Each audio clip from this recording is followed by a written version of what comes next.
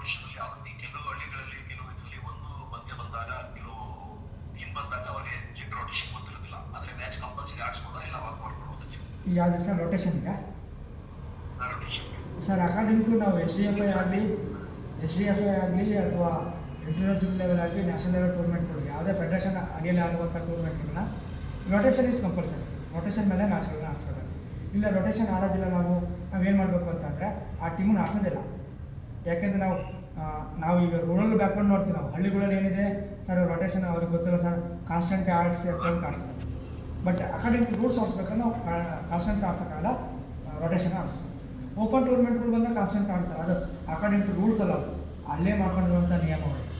ನಾವು according to S D F I ಅಥವಾ P U ಬೋರ್ಡಿಂದ ಆಡುವಂಥ tournament, university level tournament, national level tournament, international level tournament ಯಾವುದೇ tournament ಮಾಡಿದ್ರು it is called rotation wise ಆಡಿಸ್ತೀವಿ.